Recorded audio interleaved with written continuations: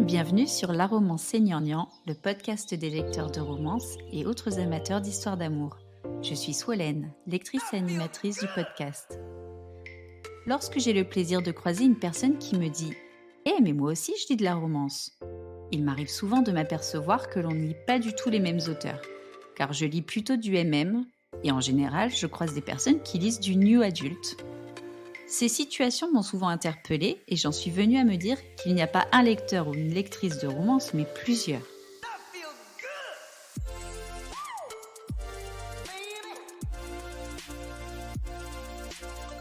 Préparez-vous votre boisson préférée, installez-vous confortablement dans votre fauteuil de lecture et détendez-vous.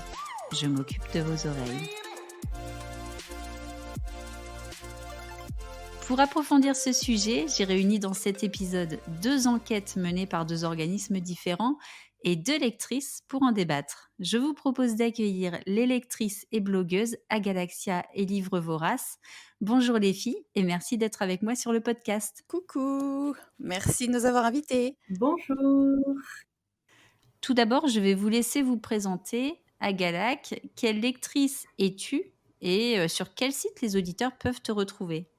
Alors moi, je suis une grande lectrice essentiellement de romances. Alors je lis plusieurs sous-genres de romances. Je peux lire de l'historique, contemporain, young adulte, paranormal, fantasy, voilà. Mes lectures sont essentiellement des romances MM, même si je lis du MF de temps à autre. Après, où me retrouver? Je suis sur le forum Boulevard des Passions, donc sur lequel je poste quand même régulièrement tous mes avis. Je suis également modératrice et également aussi sur les réseaux sociaux comme Instagram ou alors sur Goodreads, etc. Voilà. Je poste un petit peu partout. D'accord, et effectivement, avec Agalac, on se connaît depuis quelques années sur le forum Boulevard des Passions.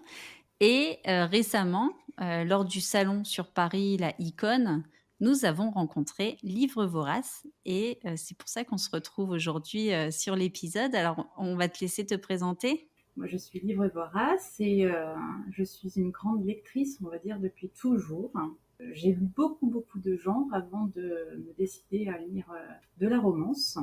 Je suis à la base une grande lectrice de policiers, de thrillers, de contemporains. Je lis un petit peu de tout, excepté la science-fiction qui reste assez compliquée. La fantaisie aussi un petit peu, mais selon le type de livre, ça peut être aussi assez lourd. Et en romance, je lis essentiellement, même quasiment que du MM.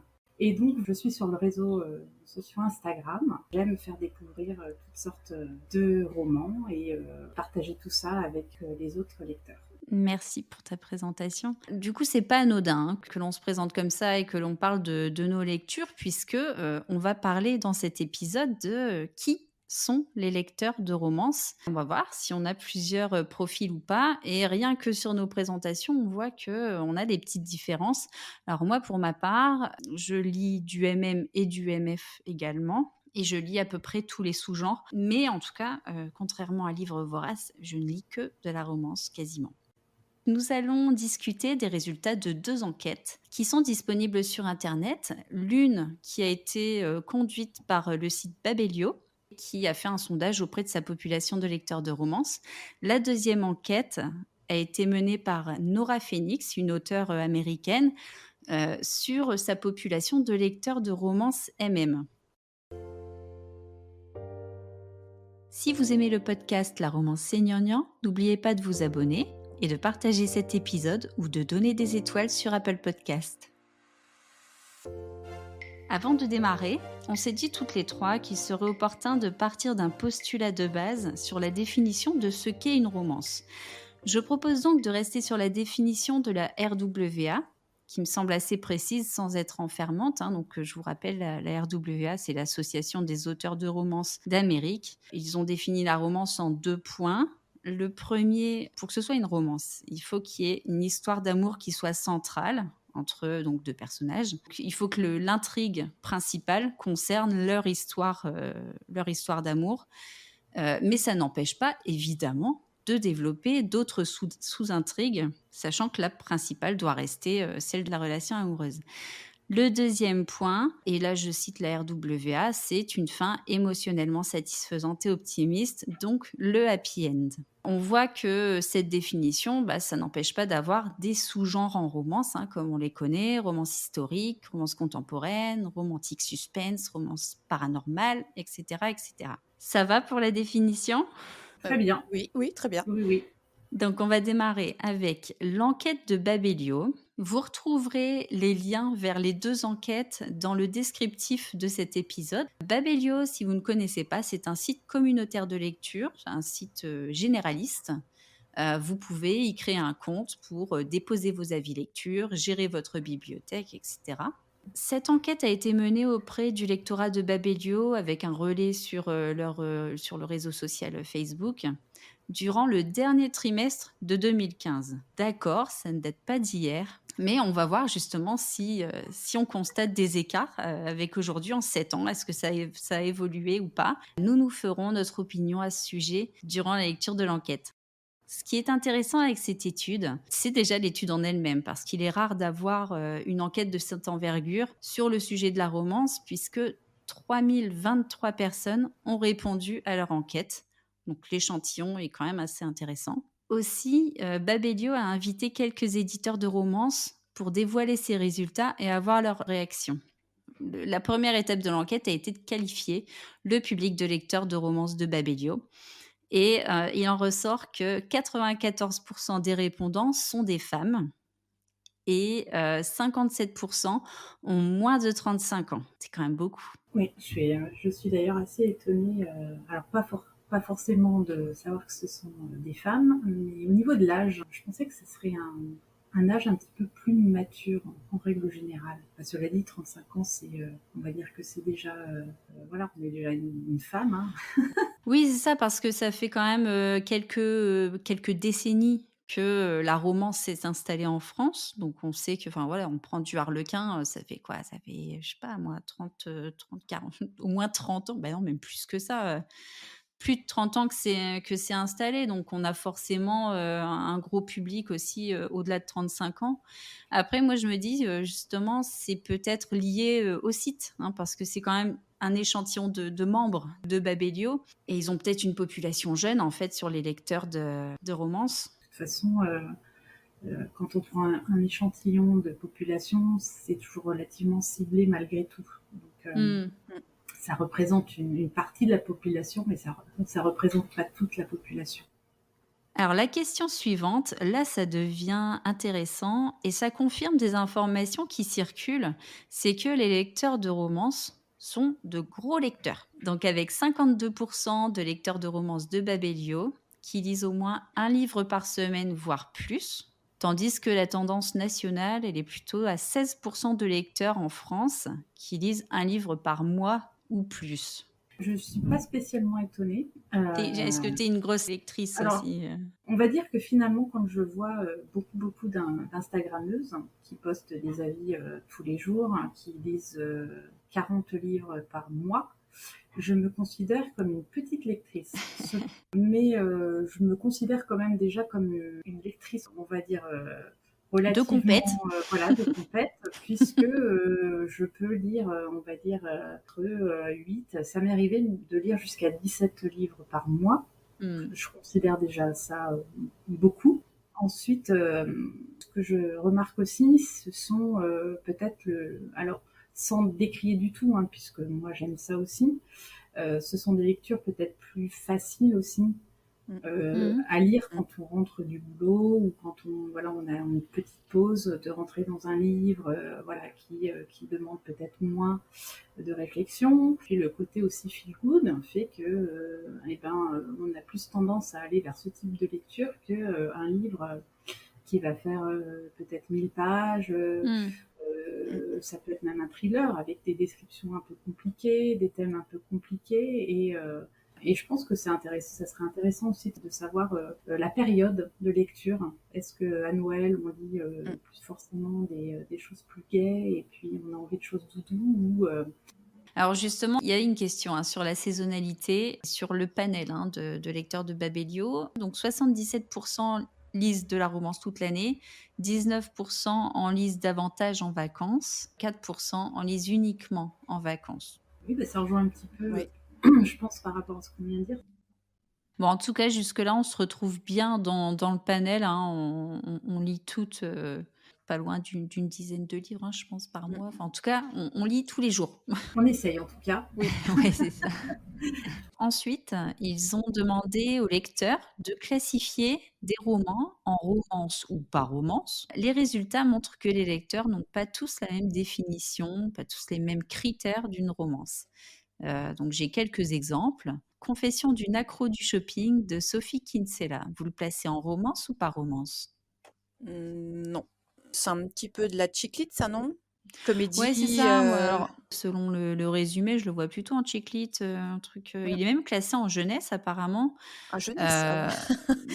mais en tout cas, ouais, enfin et d'ailleurs le titre le laisse entendre aussi. La priorité, c'est a Oui. priori, c'est pas le couple, c'est plutôt l'histoire de cet accro au shopping, quoi.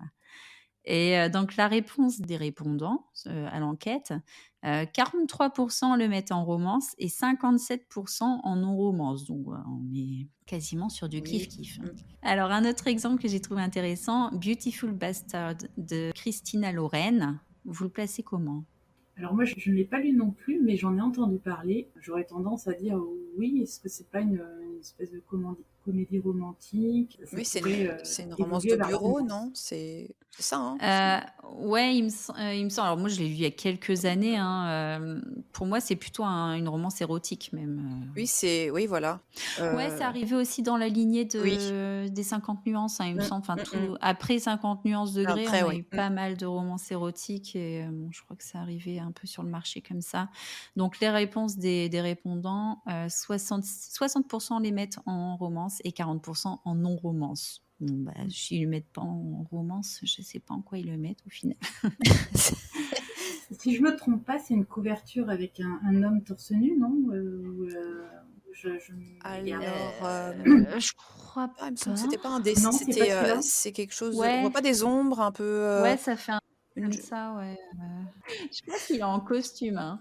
Donc ouais, c'est ça, en costard. Ça fait un peu illustré, mais en oui, c'est costard ça. et Après, il y en a eu plusieurs, je crois, non? Après, je sais plus, ouais, ouais. J'ai ouais, lu mais je crois qu'il y avait du ouais. costard à chaque fois, En, de la en tout cas, s'il y cravate, a un homme qui illustre la couverture, c'est quand même, voilà, c'est quand même assez parlant, on va dire, sur le type de roman, je suppose. Ouais, et tu vois, sur la couverture de Pocket, ils mettent, «On a tous croisé un homme comme ça et rêvé de le plaquer sur le Heu, premier bureau venu». Bon, voilà. Je pense que c'était bien de la romance érotique, hein. non, mais oui, mais je l'avais lu, mais enfin, c'était que ça, quoi. Il y avait pas de tu allais pas vraiment en profondeur, quoi. Bon, Oh, après mais non, faut pas dire ça. Moi, j'avais bien aimé. ouais, bof. Arrivé à la fin, j'étais contente de le terminer. Je dis: «Bon, allez hop, c'est bon». Ah. Bah, une fois dans l'ascenseur, une fois sur le bureau, une fois là, au bout de la Ouais, mais c'est 20e, tu ça. dis: «Bon, ah vas-y». Bah, ouais. Et non, mais c'est pour ça que c'est important de bien dire quel sous-genre c'est, parce C'est que, ça. moi, j'en vois souvent des commentaires comme ça sur Amazon où c'est une romance érotique, on dit: «Ouais, il y a trop de scènes, de sexe». Bah, ouais, mais c'est une romance érotique, à un moment donné, c'est normal, en fait. Et effectivement, c'est ça aussi qui nous aide, nous, en tant que lecteurs, à choisir si on prend ou pas le roman et pour éviter d'être déçus, quoi. Et au final, ben, c'est vrai que, qu'on voit que tout le monde n'a pas forcément la même définition de ce qu'est une romance. Tout ce qui contient une histoire d'amour, ça devient une romance, alors que c'est pas exactement ça, il y a des codes pour une romance. Et je te rejoins là-dessus d'ailleurs, parce que moi je lis des romans de Agnès Martin-Lugan. Je ne sais pas si vous connaissez cette autrice, Oui. qui raconte souvent des histoires. Alors, c'est l'histoire au départ de femmes, et dans ces histoires-là, il y a souvent une relation amoureuse. En tout cas, il y a des choses qui se passent, mais ces romans-là ne sont pas catégorisés comme des romances. Mais c'est pas facile de. C'est vrai que pour les non initiés entre guillemets. Enfin, moi Mmh. je me considère un peu comme ça aussi. Je lis le genre vraiment romance depuis peu finalement par rapport au temps où j'ai commencé à lire. C'est pour ça que j'ai un peu du mal à mettre notamment des romans ou autres dans des cases. Mmh. Vu que moi je lis un petit peu de tout, c'est toujours délicat de dire, est-ce que ça, c'est une romance pure? Est-ce que ça... Parce Oui. que moi, effectivement, je lis des livres où l'histoire d'amour se termine pas toujours bien. Ça ne m'empêche pas d'apprécier le livre à sa juste valeur, pour X ou Y raison d'ailleurs, mais je me suis jamais posé la question de me dire est-ce que c'est de la romance ou pas. Et en fait, c'est vrai que quand on regarde par rapport à la définition que tu as donnée, puisque une romance, voilà, elle doit se terminer de manière satisfaisante à la fin d'un roman, et bien si c'est pas le cas, effectivement, ça rentre pas dans ce cadre-là. Oui, ça sort de l'effet doudou feel good, en fait, pour le Oui, coup. Hein, c'est complètement. Oui, et clairement, c'est vrai que si je prends une romance, je m'attends à ce que ça se termine bien. Et pourtant, même en le sachant, à un moment donné, je stresse en me disant, mais c'est pas possible, comment ça va se terminer? Mais je Alors que croyais je que tu. sais très bien comment ça va se Ouais, je finir. sais. Ouais, Oui, Miss, je lis les dernières pages avant de commencer un bouquin. ah, c'est vrai. J'ai encore fait le coup là, c'est un truc de fou. Tu sais, c'est à cause d'Agalak, j'ai acheté à la Icône, c'était pas prévu, les 2 royaumes de Camille Gédel, et ben je me suis Ah spoilé la oui. fin, Oh, punaise, c'est pas c'était plus fort que vrai. Puis en moi. Oh plus, là la là là fin, là! quoi. Oh, t'as pu. Bon, Ah ouais, je après. suis dégoûtée. En plus, en sachant qu'il y a un troisième qui arrive, donc même Mais si oui! il a une fin un peu, voilà, ce n'est pas fini. Donc tu moi déjà je me spoil alors que je sais très bien comment ça va se finir. Alors imagine si je tombais sur un truc qu'on me dit c'est une romance et que finalement ça se finit mal, bah là je suis une dépression moi Ah, c'est derrière. la fin, c'est la fin. Alors une question intéressante, c'est qu'est-ce que les lecteurs de romances de Babelio viennent chercher dans ces romances? Je trouve toujours intéressant cette question-là. Donc parmi les réponses, on a l'évasion, rêver tous les jours, j'aime bien cette réponse-là, et alternance entre lecture plus dure ou intellectuelle versus lecture plus légère. Donc ça d'ailleurs, la question suivante va aborder ce sujet-là. La recherche d'histoires d'amour, de happy end. Et question suivante. La romance est une littérature de complément. Alors accrochez-vous bien, seulement 0,5% des répondants de Babelio lisent uniquement de la romance. Pour 76% d'entre eux, la romance concerne au moins 50% de leur lecture. Du coup, je fais partie des Oui. 0,5%, je suis la minorité. Alors moi, ça ne me surprend pas parce qu'encore une fois, Babelio, c'est un site assez large d'un point de vue, c'est pas Hmm. spécialité romance. Alors, je vous avais dit que Babelio a invité des éditeurs de romances pour lire ses résultats et les faire réagir. Et deux de ces éditeurs ont eu des remarques assez intéressantes, je trouve. Donc, l'éditrice d'Hugo, donc elle est intervenue en disant, puisque la romance comprend de nombreux sous-genres, elle pénètre plus facilement d'autres genres littéraires, ce qui expliquerait la propension élevée des lecteurs à ne pas se borner à un seul genre littéraire. Et l'éditrice d'Arlequin ajoute: la romance appartient à la littérature grand public. Il est par conséquent normal que les lectrices lisent de tout. On ne doit pas pour autant parler de lecture de remplacement. Là, on est d'accord.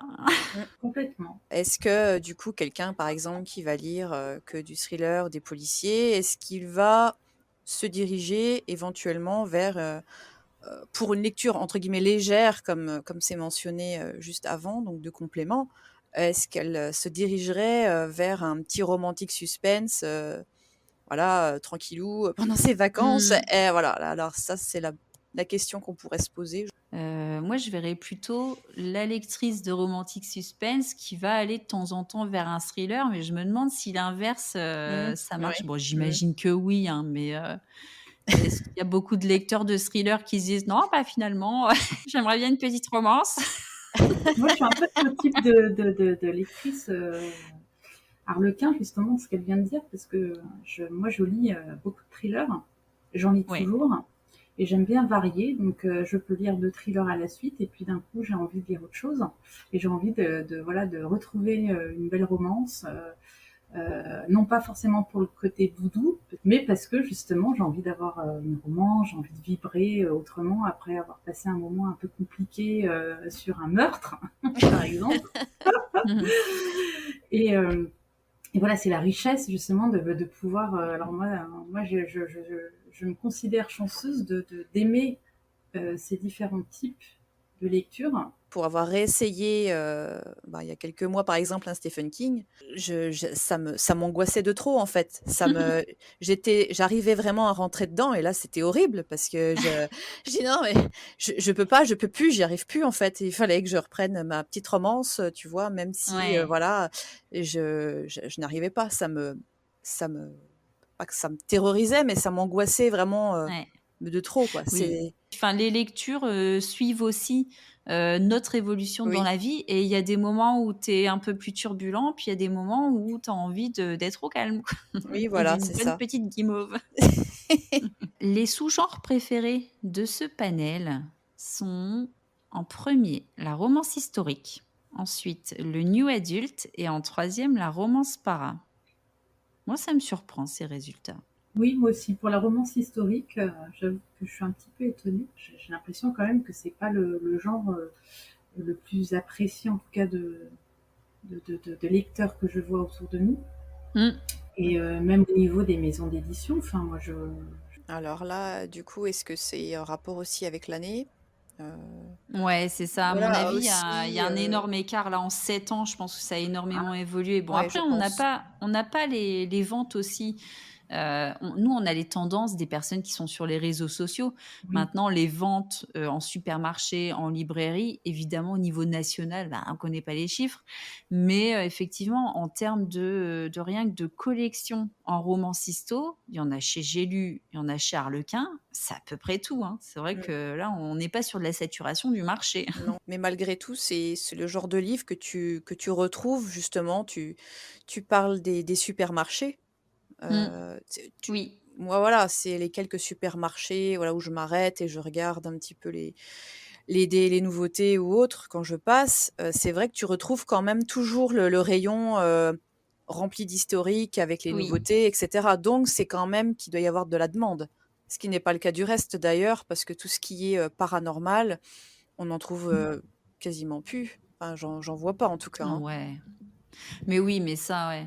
Alors, après le paranormal, J'ai lu, Mmh, ils ont arrêté leur leur collection. collection de romances para. Harlequin, c'est pareil et à côté de ça, on a le new adult qui est en deuxième position. Je pense qu'aujourd'hui, on peut le mettre en première position, hein, le new adult. effectivement, c'est une explosion de ce type de romance. Et alors après, visiblement, ça plaît, donc, et ça vend. Donc, Je pense qu'on est toujours, hein, sur ça, c'est qu'il y a un effet de mode qui va jusqu'à une saturation, puis après les gens en ont marre et ils passent à autre chose. Et là, du coup, on fait tout de suite un lien avec la question suivante, c'est la grande question de comment doser le caractère érotique, des scènes intimes en romance. Et là, il y a toujours un peu des clans, hein. Vous, qu'est-ce que vous préférez? Qu'il y ait des scènes intimes, très peu ou voilà, qu'il y en ait quelques-unes, qu'elles soient bien détaillées ou pas? On va dire que c'est pas quelque chose d'indispensable. Si à côté j'ai vraiment, voilà, j'ai pas forcément besoin qu'il se passe quelque chose, si vraiment j'ai l'émotion et cetera, tout est bien développé, voilà. Bah, le MM, ça devient de plus en plus, c'est de base érotique, en fait, du coup, on n'en parle plus parce que il y a pas Bah, de sujet non, bah, érotique, c'est en pas fait. vrai, ne dis pas ça, ça dépend ce que tu lis, mais c'est pas vrai ça! non, non, non, moi, je suis d'accord avec la Galac. Il y a beaucoup de romances même où c'est suggéré et Ah, il je y les lis a, pas, c'est voilà. pour ça, je sais pas, je les connais pas. Ah, on voit les préférences, hein, tout de suite. Voilà. Moi, je suis un peu comme Agalac. J'aime. Alors, c'est pas primordial. Alors, j'avoue que dans certaines romances, en tout cas MM, quand il y a rien du tout, j'avoue que je peux être un peu déçue. Ensuite, c'est une question de dosage et d'écriture. Mmh. Voilà, Je trouve tout que à fait. voilà, c'est pas toujours, on va pas se mentir, hein, chez certains auteurs, c'est pas forcément toujours très bien écrit. Et quand il y en a en plus à outrance, moi j'aime bien effectivement qu'il y ait une scène de sexe et elle est bien décrite, si C'est les utile à l'histoire, qui, elle est voilà, utile à voilà. l'histoire, si voilà, ça reste vraiment dans le ton du roman. Et donc sur notre panel de chez Babelio, 49,5 préfèrent du plutôt soft, 43 s'en fichent et 7 cherchent un, caractère érotique plutôt fort. Alors, au final, par rapport à tout ce qu'on vient de dire, c'est pas vraiment surprenant, mais c'est un chiffre qui a surpris les éditrices présentes lors de la lecture de l'enquête, puisque on était encore plus ou moins dans cette période du succès de Mmh. 50 nuances degrés et de toutes les romances érotiques qui sont sortis après. Et du coup, on se dit qu'il y a, enfin, moi je me dis, il y a peut-être eu un ras-le-bol de ça.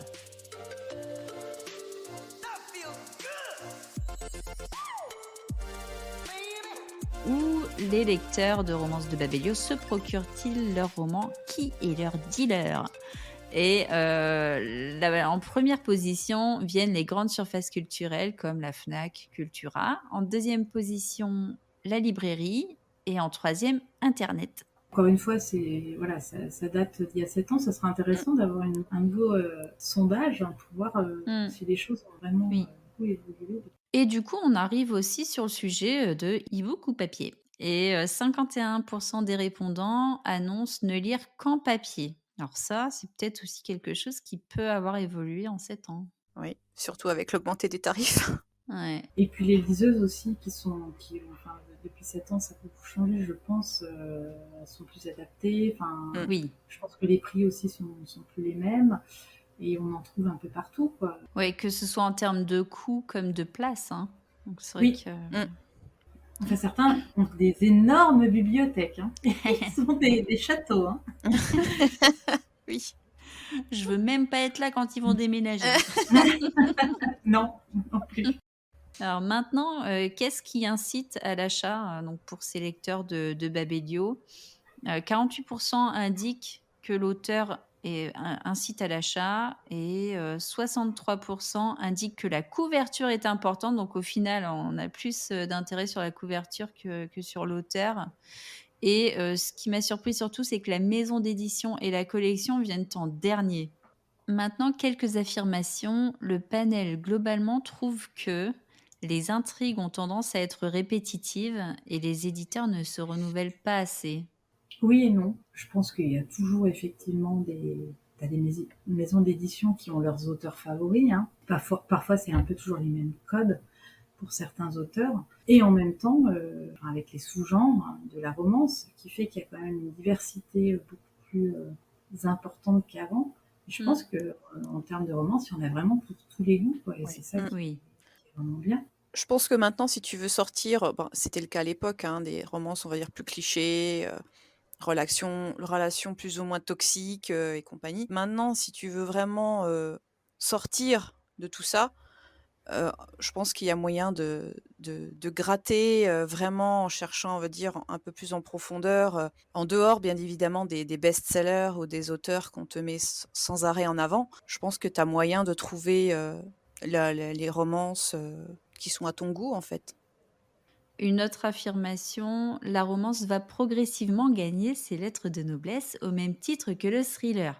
Sachant que cette enquête date de 7 ans, est-ce que la romance a gagné ses lettres de noblesse depuis, d'après vous? Pas Mmh, sûr. Hein. non, pas pas Moi, je vraiment, je dirais pense très pas. doucement quand même, hein. Elle est plus assumée quand même. Alors oui, mais je suis pas sûre qu'elle soit moins décriée. Je pense que Oui, voilà, d'un point de vue en maison d'édition, c'est des maisons d'édition quand même pour la plupart assez spécialisées. Enfin, je vais comparer au cinéma un petit peu populaire, hein, les comédies, etc. On est bien d'accord que c'est pas le genre qui va être reconnu en termes de prix ou de oui. voilà. Les gens l'assument plus. Là, tu as raison. On se cache plus, on est fier, même de lire de la romance, c'est tant mieux. Oui, je Hmm. pense que c'est l'effet bénéfique, j'imagine, quand même un petit peu malgré tout de tous les réseaux sociaux. Du coup, les lecteurs ne se sont plus sentis seuls. Oui. Alors, on avait une question maintenant sur les demandes d'évolution. Donc, ce que demandaient les lecteurs de romances de Babelio, moins de scènes érotiques. Et là, on retrouve un peu ce qu'on a depuis le début, hein, où on sort de ce mouvement de 50 nuances et compagnie. Et du coup, une petite overdose. Et, et aujourd'hui, d'ailleurs, on n'a plus trop de romances érotiques, d'ailleurs. Ouais, romance érotique pure et dure, c'est vrai que Ouais. Avant, on on avait des trouve moins. collections. Oui. Là, Mmh. ce panel demande également des intrigues plus variées et plus étoffées, une amélioration de l'écriture et de la traduction, Alors là, oui, bon, effectivement. Je pense qu'il y a une évolution aussi sur ça, hein. Oui, la traduction, tout ça, je pense que oui. Il y a Même les intrigues, hein, ouais. plus variées, plus étoffées. Je pense que les lecteurs sont plus exigeants aussi. Donc, du Oui. coup, effectivement, tu as raison, il y a une évolution par rapport à ça. Après, pour tout ce qui est varier les intrigues, en romance, il faut avouer quand même qu'on retombe sur les Mmh. mêmes choses, hein. C'est pas non plus, voilà, après c'est sûr qu'on peut se diriger vers du fantasy, voilà, mais globalement, ça reste la même chose. Après moi, personnellement, les mêmes intrigues, mêmes schémas, je trouve pas ça dérangeant. Après, c'est le tout, c'est de comment c'est amené, comment c'est Oui. développé, comment c'est écrit, hein, Mmh. le développement des personnages, de la psychologie, le Mmh. réalisme aussi, c'est ce qu'on veut aussi, hein, du réalisme. Ouais, c'est vraiment le talent de l'auteur, hein, qui joue parce qu'on a peut-être, ouais, des codes et des tropes, mais c'est le talent de l'auteur qui Mmh, va faire mmh, que ça va se c'est ça, distinguer du reste. c'est ça. Alors, ce qui est demandé aussi en termes d'évolution, bah, du renouveau, du francophone et être surpris. Au final, le francophone, c'est vrai que c en 7 ans, ça s'est Oui, bien là, ça c'est développé. bien, ouais.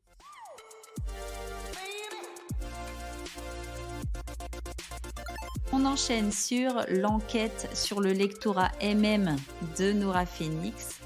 Nora Phoenix, c'est une auteure américaine de romances gays. Elle écrit dans divers sous-genres et ce sont des romans plutôt érotiques. Elle a réalisé cette enquête en octobre 2022, donc c'est très frais.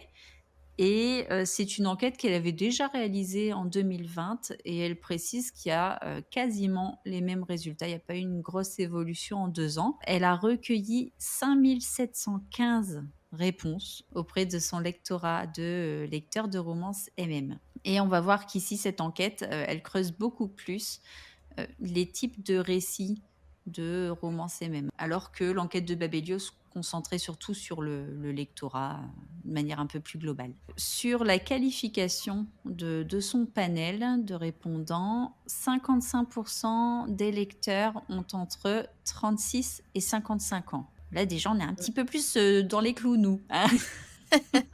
Oui. Et 82 des lecteurs sont des femmes et là finalement on rejoint un peu ce sujet qui est tout le temps, soulevé, hein, sur la romance gay. C'est que, bah, en romance gay, c'est beaucoup d'auteurs femmes, peu importe après leur orientation et finalement c'est une lecture qui est souvent destinée à des femmes, hein, donc là on le voit, 82 des lecteurs sont des femmes, 5 sont des hommes et pour les quelques pourcents, restants, eh bien, ils représentent, les autres genres, non binaires, et les personnes ne préférant pas aussi, répondre à cette question, les genders fluides et transgenres. Pour ces répondants, quelle est leur orientation sexuelle? Donc 54 sont hétéros, 15,6 bisexuels, 11 demisexuels, 10 pansexuels, 8 asexuels, 7 gays et après voilà, il reste encore quelques pourcents. Donc voilà, en tant que lectrice de romances gays, je suis pas vraiment surprise. Au final, c'est ce qu'on retrouve, hein, sur les réseaux sociaux. Le 7 de lecteurs, gays qui lisent de la romance gay, ça me surprend pas des masses. C'est d'ailleurs, voilà, il y a beaucoup de discussions autour de ça, hein, on le sait, mais c'est un fait, hein. Sur, la consommation de livres, 38 du panel lisent 3 à 4 livres par semaine. Alors là, attention, ils nous démontent tous, hein. 23 lisent 5 à 6 livres par semaine. 19 lisent plus de 7 livres par semaine. Alors que, chez Babelio, on était plutôt à 15 lisent, plus de 2 livres par semaine. Enfin voilà, nous, on est des petits joueurs, en fait, à côté de Ouais, non, mais ça me surprend toujours, en fait, hein. C'est la réalité, on le voit. Alors c'est un lectorat quasiment exclusif, puisque 53 lisent majoritairement du MM, 27 ne lisent que cela. J'ai souvent remarqué sur les réseaux sociaux que les lecteurs de MF sont plus susceptibles d'aller lire du MM, de tenter, tandis que beaucoup de lecteurs de MM ne vont pas, sur du MF, en fait. L'inverse est plus rare. Vous n'avez pas cette impression-là? Si, c'est vrai. La preuve, c'est que moi, je suis pas une adepte du BMF. Alors, Nora Phoenix constate que c'est un genre qui attire de plus en plus de lecteurs. Donc, elle a une question qui montre surtout un renouvellement de sa population, puisque 28% des répondants lisent du MM depuis 1 à 3 ans et 27% sont des lecteurs plus anciens, 3 à 5 ans. Donc voilà, il y a un renouvellement, donc ça c'est bien. Après, je sais pas si on peut faire le parallèle avec nous. Après, j'imagine que même, on va dire, du côté des anglo-saxons, etc., je pense qu'il y a un essor. Mais c'est encore plus vrai de notre côté, ce que disait Livre Vorace. Il y a de ça quelques années, c'est vrai que du MM, tu n'avais pas beaucoup. Il y avait très très peu Oui, de maisons d'édition. Maintenant, tu as même l'auto-édition qui se met à traduire aussi oui. en français, tu vois? Donc maintenant, c'est comparativement à avant, c'est énorme. Il y en a de plus en plus. Voilà, c'était même la raison pour laquelle, à la base, je m'étais dirigée vers lire en VO. Parce que du coup, c'est vrai que tu en avais peu, soit j'avais envie de continuer certaines séries qui mettaient 1 an, 2 ans avant d'être traduits. C'est vrai que maintenant, tu en as et beaucoup. On avait la même question chez Babelio. Quels sous-genres sont les plus lus? On va retrouver en premier la romance contemporaine, puis la rom-com, la comédie romantique, la romance para et le romantique suspense. Et là, c'est vrai que nous, on n'est pas sur ça actuellement, hein. La romance paranormale, bon, il y en a pas, c'est plutôt de l'urban fantasy. Et le romantique suspense, il est complètement endormi, hein, chez nous, hein. Du côté français, oui, il n'y en a pas beaucoup. Là, encore une fois, c'est une étude faite sur les auteurs Mm. anglophones, etc. Donc, quand tu compares, même que ce soit MM ou MF, hein, je pense qu'il y a de toute façon des romantiques suspense, tu en as. Après, il y en a plein, sauf qu'ils sont en France, ils sont peu, voire pas du tout traduits. Alors, les lecteurs, de ce panel n'ont pas d'attente particulière en ce qui concerne la narration, première ou troisième personne, le temps, que ce soit au passé ou au présent. Et c'est vrai que c'est ce qu'on retrouve, hein, sur les MM traduits. Non, ça, honnêtement, ça pour moi, narration, encore une fois, c'est la façon d'écrire. Ça peut être écrit à la troisième personne et voilà, l'auteur t'inclut vraiment dedans. Après, pour le temps, quand c'est écrit d'une certaine façon et au présent, j'ai du mal à. Il me Mmh. faut une période d'adaptation, tu vois. Mais je pensais pas que ça. Tu sais ce que tu me disais par rapport. Ouais, parce que c'est vrai qu'en new adult, MF, les lectrices veulent vraiment avoir, de la première personne et du présent, et c'est vrai qu'en MM, peu importe. Ensuite, nous avons pour 45% des lecteurs, le degré d'érotisme n'a pas d'importance tant que le livre est bon. Moi, je trouve quand même que en MM, c'est assez érotique. Je trouve que le seuil classique d'érotisme, il est déjà un peu élevé. Ça dépend ce que tu lis. C'est sûr que si tu vas vers Nora Phoenix, Ouais, voilà, c'est ça. ah, bon, voilà. Il y a des Mais auteurs françaises aussi qui sont Oui. qui sont connus pour leurs scènes effectivement explicites et il y a beaucoup de lecteurs qui aiment ça. Moi c'est effectivement, j'aime bien, mais il faut pas que ça soit toutes les 3 pages, quoi. Alors, le degré de tension et l'origine de cette tension dans le roman, donc là, j'imagine qu'on parle de l'intrigue, hein. Est-ce qu'on a une intrigue qui va être vraiment sur, le couple ou est-ce qu'on a une intrigue plutôt externe au couple qui va leur mettre des bâtons dans les roues? Donc en termes de pourcentage, ça nous donne 47% préfèrent une tension modérée, 18% préfèrent une tension faible, 19% préféreraient une tension élevée dans le roman, qu'elle soit interne ou externe au couple. Et 16% sont d'accord pour plus de tension, mais dans une intrigue externe au couple. Donc plutôt une tension modérée à faible. C'est pas moi ça. ouais, oh, ça dépend des moments. J'aime qu'il y ait matière, quoi, qui est vraiment, Oui. voilà, puisque ça tourne au centre de la relation, si c'est je vais bien, tu vas bien, t'as mangé quoi au petit-déj, voilà, t'as bien bossé. Bon, voilà. Allez. Moi, c'est pas ce que je recherche. Après, voilà. Moi, j'aime quand il y a effectivement des éléments perturbateurs au sein du couple, pourquoi pas, à l'extérieur aussi, que ça pimente un peu. Voilà, mais c'est mon côté je lis et j'aime les thrillers, hein, qui fait peut-être ça, c'est que j'ai toujours aimé le côté un peu dramatique. Mmh. À l'inverse de Swollen qui te massacre le livre s'il y a trop de Ah ouais, sous-études dedans. exactement, exactement. Ouais. On fera pas de lecture commune, je pense, hein. Ah non, c'est ça. Sinon, tu vas me retrouver en PLS. Bah, pourquoi tu pas mis sur lecture commune? C'est clair. Bah, moi, j'ai mes moments, voilà, où j'aime bien, voilà, du réconfortant, après voilà, je sais vers quoi me diriger, mais globalement, s'il y a de la voilà, j'aime bien être comme toi, un peu bouleversée, j'aime bien qu'il y ait des tensions, j'aime bien tout ça, j'aime bien vivre avec les personnages,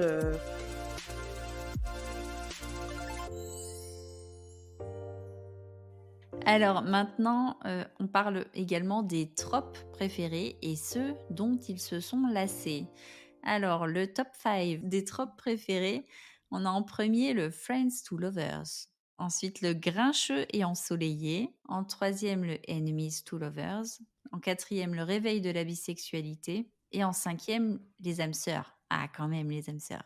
Alors c'est la première fois que j'entends le grincheux et l'ensoleillé, Oui. ça fait beaucoup rire, C'est hein. Je en trouve ça, mais excusez-moi, je trouve ça un peu ridicule comme terme. Ah non, arrête, moi j'adore ce trope.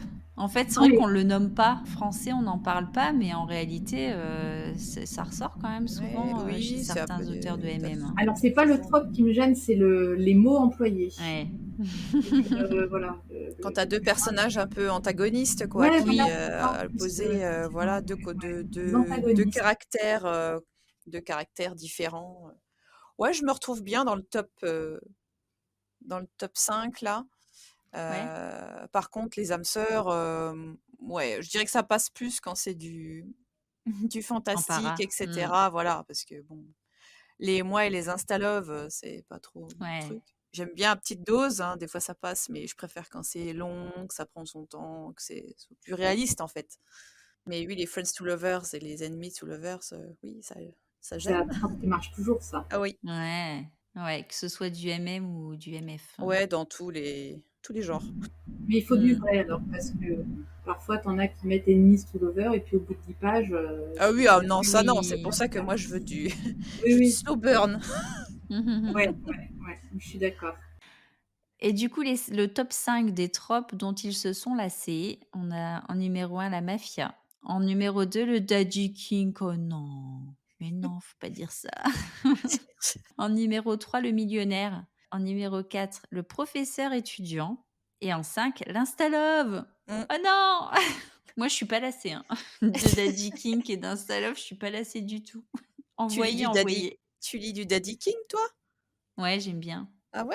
J'avais jamais Ouais, fait attention. Moi, j'aime bien petite dose, c'est mais voilà, on c'est en a pas beaucoup, hein. Je trouve non. qu'on en a pas beaucoup, hein, en français. Après moi, le thème, professeur étudiant, j'aime bien. Faut que ce soit aussi, voilà, c'est tu vas pas me mettre un lycéen de 15 ans et tu vois? Voilà. Mmh. Ça se passe au lycée, pas au lycée, Oui.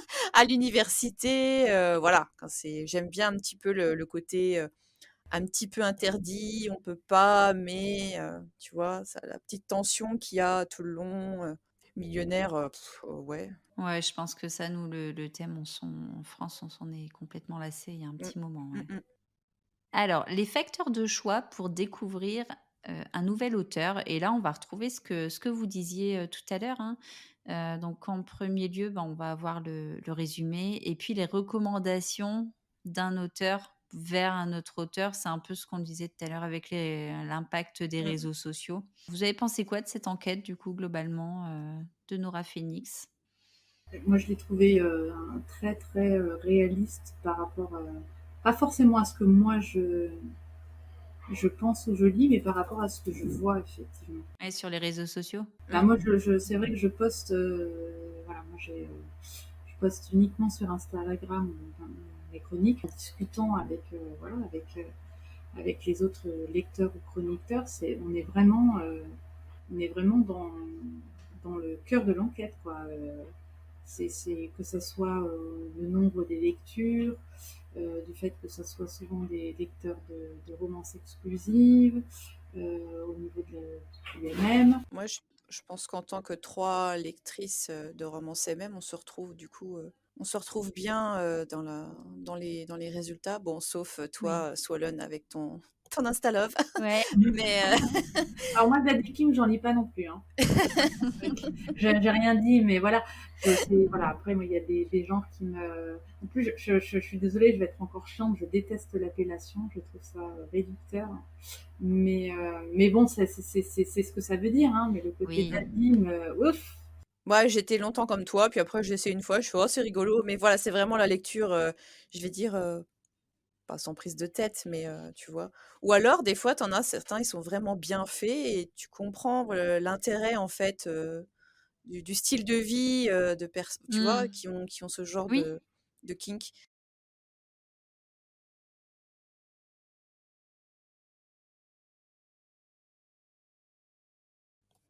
Sur le podcast, j'ai une coutume, c'est à la fin de vous poser une question dilemme. Donc la voici. Doit-on en France aller vers un effacement des frontières entre le MM et le MF chez les éditeurs? Est-ce qu'on peut attendre ça? Est-ce que ça serait bien ou pas? Parce que on voit que ça se fait un peu, hein, surtout en jeunesse, en young adulte plutôt, où on n'a pas forcément de distinguo. Je pense notamment à De Saxus qui n'a pas de collection. Moi, j'aimerais bien effectivement qu'on fasse plus cas de dire là, enfin voilà, que ça devienne quelque chose de naturel. Après, effectivement, il faut que les gens puissent se retrouver et savoir. Mais encore une fois, on est suffisamment intelligent de pas catégoriser aussi, de mettre dans des cases, hein, que ce soit des lectures comme la lecture plus large LGBT, pas que les romances MM, mais en règle générale. Ça devienne naturel, voilà, et que les gens, Mmh. que tu puisses trouver un peu tout. Bah, tu as, hein, déjà, hein, des éditeurs, hein, comme les éditions de Saxus, je crois qu'ils ne Oui, font pas oui, de distinction. oui, c'est vrai. Les éditions, Nisha, il me semble. Mais alors de ces Heu, ils sont quand même plutôt, c'est un genre plutôt fantastique, fantasy, hein, quand même, non? voilà, donc déjà la maison d'édition, elle a, bah, une ligne, voilà, éditoriale, mais elle va pas séparer, là, avec le bandeau, bleu, vous avez, les romances gays et le bandeau, tu vois? Ça va Oui, pas oui. être, c'est mélangé.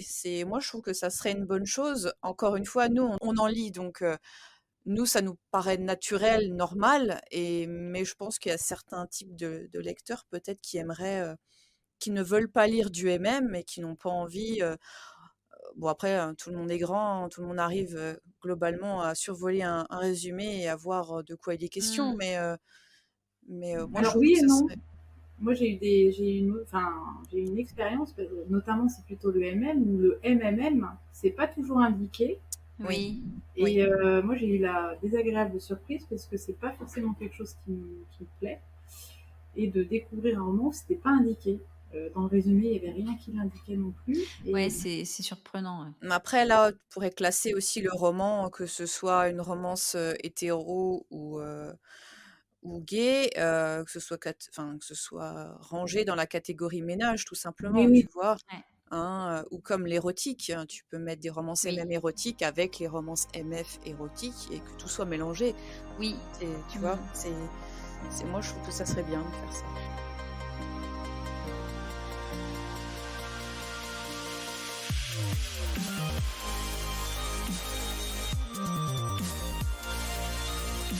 Merci beaucoup à Galac et Livre Vorace d'avoir partagé votre vie de lectrice sur ce podcast. J'espère que cette lecture d'enquête vous a plu. Merci beaucoup pour l'invitation. C'était sympa d'avoir pu partager ça. Oui, merci à toi de nous avoir invités, c'était super chouette.